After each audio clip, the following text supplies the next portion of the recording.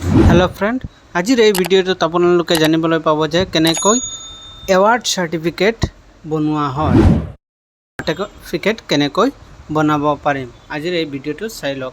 प्रथम page setup कर लब। Page setup page A4 size page तो दी दी पेज साइज तो लोৱাৰ পিছত আপুনি पेज तो लैंडस्केप कर लब। इते इनसार्टत गई ये लैंडस्केप आछे पेज लेआउटत गई लैंडस्केप आछे लैंडस्केप करार पिছত मार्जिन तो 0.5 कर लब कर पे अलग खुरु कर लब जाते पूरा पेज तो मैं देखा पाओ तेनका कर लब। करार पिছত आपनालोके लब बॉर्डर बॉर्डर कत पाब पेज सेटअपत गई बॉर्डर पाब यार बॉर्डर स्टाइल तो सिलेक्ट कर लब। प्रथम स्टाइल तो सिलेक्ट करी तार पिছত आपुनी साइज तो दी दी कौन स्टाइल लगे तार पिছত कलर तो दी दी जिको कलर अपना जी ভাল लगे সেই कलर तो दी पे अपनी ओके कर लब।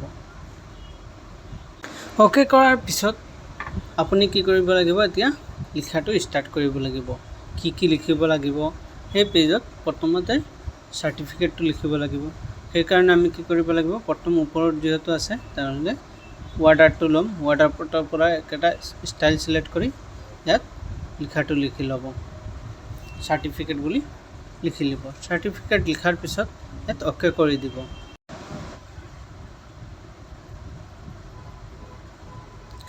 ओके करार पिছত আপুনি প্ৰথমে পেজ এটো টেক্সট ৰেপিং কৰিব লাগিব। টেক্সট ৰেপিং গত इन फ्रंट ऑफ टेक्स्ट तो कर लब तार पिছত लिखाটো सेंटरत ले लब और कलर तो चेंज कर लब। प्रथम कलर तो चेंज कर लीसो लाइन कलर तो उठाई दी और फिल कलर तो जिको एट कलर दिले हल अपना जी ভাল लगे সেইটো দিব। तार पिছত अपनी ये सेंटरत ले ইয়াত लिखब ऑफ एप्रिसिएशन लिखार पिছত अलग डांगर कर लब माने मिलाई दी और सेंटरत लो मिलाई दी मिलोৱাৰ পিছত আপুনি কালাৰটো কৰিব পাৰে কালাৰটো চেঞ্জ কৰিব পাৰিব। তাৰ তলত লিখিব this certificate is presented to this certificate is presented to বুলি লিখিব। লিখাৰ পিছত ইয়াৰ তলত লিখিব কেণ্ডিডেটৰ নাম যাক দিব আপুনি সেই মানুহজনৰ নামটো লিখিব। मोर नाम तो लिखि लैसो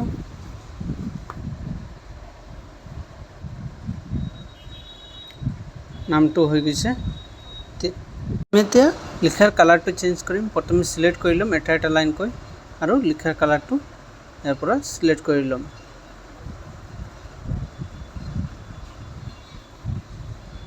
तीनिटा कलर दे दिम बेलेग बेलेग कलर दिले माने दुनिया देखात दुनिया है जेनुका दुनिया है एक कलर দিব पारे बेलेग बेलेग कलर तो দিব पारे।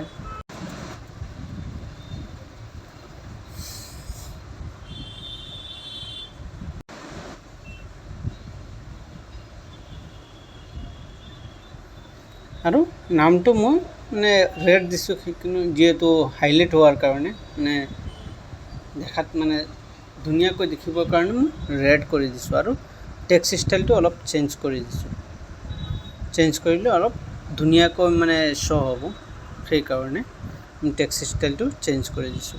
टेक्स्ट स्टाइल चेंज करार पिছত आमार लिखाটো अलग सৰু হৈ আছে সেই कारणे আমি সাইজটো अलग ডাঙৰ কৰি দিছো। तार तलत आमी लिखिम किहर कारणे एटो प्राइज दिया होइसे कि करि আছে মানে एवार्डर विषय वस्तुखिनि आमी यात बर्णना কৰি लिखि लम। लिखार पिছত साइज तो और यार तलत आमी चेंज सेक्रेटरी प्रेसिडेंट और कलर तो अलग नाम कर लम नाम केटा लिखिम सेक्रेटरी और प्रेसिडेंट फॉर्मेट हिसाब रिप्रेजेंटेटिव प्रथम आमी नाम केटा लिखि लैसो।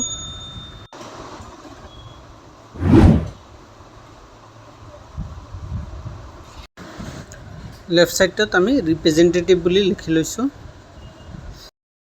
राइट साइडत अपनी प्रेसिडेंट ऑफ संस्थार नाम तो दी दी संस्थाटर नाम दी दी आमी दी दिसो MR डिजिटल बुली आमार यात दी दिसो।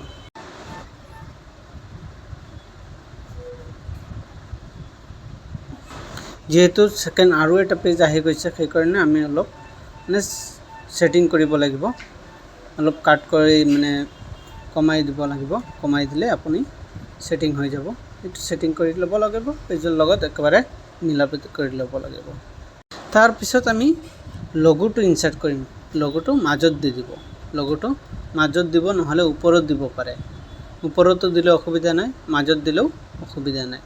আমি মাজত যিহেতু টাই আছে, মাজত যিটো খালী জেগা আছে, সিহঁতে আমি মাজতে দি আছোঁ। ইনচাৰ্টত গৈ পিকচাৰটো ছিলেক্ট কৰিব, লগোটো য'তে থাকক আপোনাৰ লগোটো লৈ ল'ব। লৈ পেলাই টেক্সট ৰেপিংটো কৰিব লাগিব। আপুনি টেক্সট ৰেপিংটো কৰি ল'ব। টেক্সট ৰেপিং কৰাৰ পিছত এইটো মানে মিলাব লাগিব, পেজৰ লগত ছেটআপ কৰিব লাগিব। অলপ সৰু কৰি ল'লোঁ আৰু চাওকচোন আউটছাইডত আহি আছে, আউটছাইডত ক'লা ক'লা আহি আছে। সেইকাৰণে আমি এটা শ্বেপত লৈ ল'ম। মোৰ শ্বেপটো চেঞ্জ কৰি ৰাউণ্ড শ্বেপটো লৈ ল'লোঁ। মোৰ খালীখিনি ৰাউণ্ডত সোমাই গৈছে। এতিয়া আমি পেজটো মিলাম আৰু ছেটআপটো বহাই দিম। ধুনীয়াকৈ আমি ৰাউণ্ডটো শ্বেপ হিচাপত লৈ লাইন ষ্টাইলটো লৈ বহাই দিলোঁ। আমাৰ লিখাটো কমপ্লিট হৈ গ'ল, লগোটো কমপ্লিট হৈ গ'ল। লগো ইনচাৰ্ট কৰি লৈছোঁ। এতিয়া আমি কি কৰিব লাগিব, ছাইডৰ যিটো অলপ মানে ডিজাইন ধৰাব লাগিব। অলপ আমি ডিজাইনকেইটা লৈ লওঁ, ডিজাইনকেইটা বনাব লাগিব। মই শ্বেপ ইনচাৰ্ট কৰি এই ডিজাইনকেইটা বনাম, শ্বেপ লৈ পেলাই। এতিয়া ছাইডৰ ডিজাইনৰ কাৰণে আমি শ্বেপ ইউজ কৰিম। ইনচাৰ্টত যাম, শ্বেপ এটা ল'ম, ৰাউণ্ড চাৰ্কুল শ্বেপটো লৈ ল'ম। চাৰ্কুল শ্বেপটো লৈ পেলাই আমি ইয়াত মানে ড্ৰ কৰি ল'ম। ড্ৰ কৰি পেলাই দুয়ো ছাইডত মানে কপি কৰি ল'ম। কপি কৰি এতিয়া আমি কপি লৈছোঁ। প্ৰথমে ইয়াৰ পৰা যিকোনো এটা শ্বেপ ছিলেক্ট কৰি ল'ব। আমাৰ ভাল লাগিলে যিটো আমি ৰাউণ্ড এইটো শ্বেপ লৈ লৈছোঁ। শ্বেপৰ ফিল কালাৰটো দি দিব। কালাৰটো অলপ মানে মিলাই পেলাই দিব লাইনৰ লগত, যাতে লাইনটো দেখা নাযায়, বৰ্ডাৰটো। সেই হিচাপতে আপুনি কালাৰটো দি দিব। ইয়াৰ পৰা য়েল্ল' কালাৰ, লাইট য়েল্ল' কালাৰটো মই চইচ কৰিছিলোঁ। হৈছে এইটো কপি কৰি আকৌ তলত লৈ ল'ব।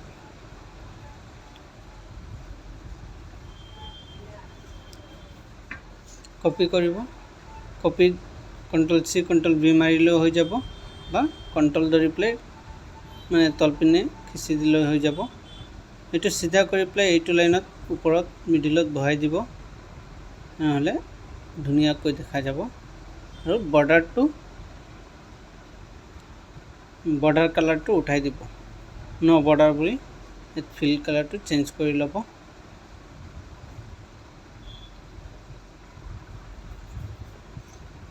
মানে দেখাত অলপ ধুনীয়া হ'বৰ কাৰণে আমাৰ এই বৰ্ডাৰটো মানে ষ্টাইলটো লোৱা, আৰু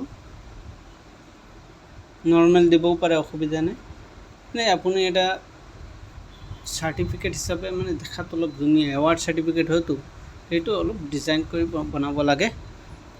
দেখাত ধুনীয়া হৈ আছে, সেইকাৰণে আমি এইটো গ্ৰুপ কৰি ল'লোঁ প্ৰথমত, আৰু লাইনটো আউট কৰি ল'লোঁ।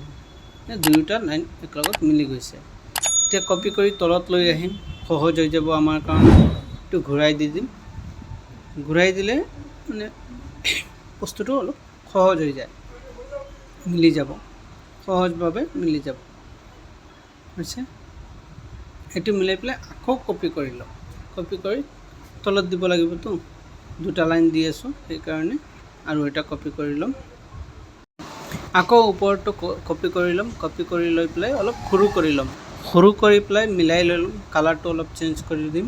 কালাৰটো চেঞ্জ কৰিলে ধুনীয়া হ'ব, দুটা কালাৰ দেখা পাব। এই কালাৰটো লৈ পেলাই অলপ লিখাটো অলপ সৰু কৰি ল'ম, মানে এই শ্বেপটো অলপ সৰু কৰি ল'ম। সৰু কৰি মিলাই দিম। ছেম একেভাৱে আকৌ তলৰটো কপি কৰিম। কৰি পেলাই আমি এইটো মিলাই দিম। তলৰটো কপি কৰি পেলাই আকৌ ওপৰটো নিচিনা। ভিডিঅ'টো ভাল লাগিলে শ্বেয়াৰ কৰিব আৰু পেজটো ছাবস্ক্ৰাইব কৰিব, ফ'ল' কৰিব। ধন্যবাদ।